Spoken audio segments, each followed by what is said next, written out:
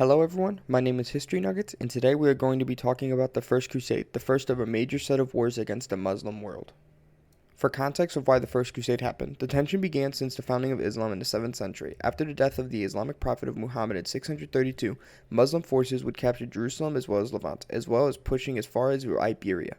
Through the Spanish Reconquista, the Christians began taking back control, but control in the Holy Land was basically gone.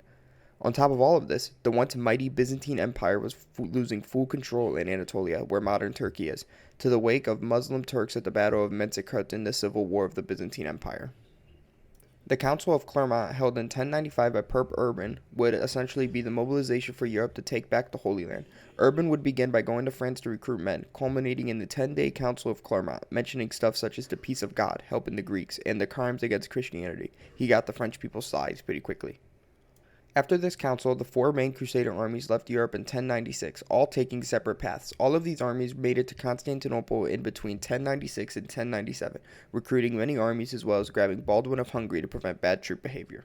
The first main battle could be seen as the Siege of Nicaea, where they would arrive on the 14th of May 1097. This siege would be in the Sultanate of Rome under Khadij Arslan, resulting in him rushing and attacking the Crusader army on the 16th of May. After a long bloody battle, the Turks would cave in on the 18th of June, thanks to a large sight of the Crusader ships. After this, the Crusaders continued marching on through Anatolia, gaining many troops under Byzantine rules. The armies also split, and one of the split armies led by the Normans were attacked on the 1st of July at Durium. They would fight until the second army led by Godfrey came, making sure to defeat Arslan once more.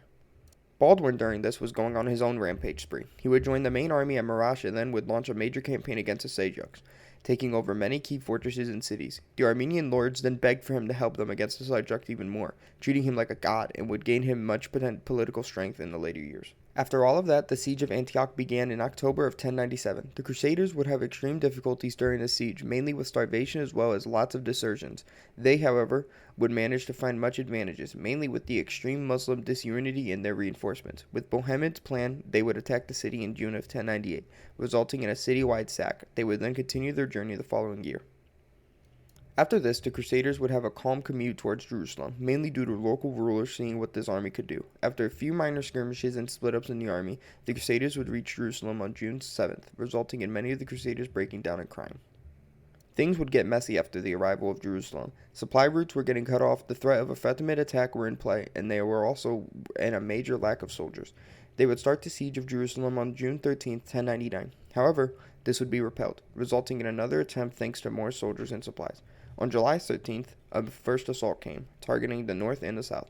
After this made it in, a massive massacre occurred, mainly on Jews and Muslims, resulting in many deaths. After the capture of Jerusalem, the idea of who should be the ruler was undecided at first. After a while, though, Godfrey would become the ruler. All in all, the First Crusade was built upon a divided church to take down the Muslims, which they would do in many large battles and political turmoil along the way. I am History Nuggets. Thank you for watching.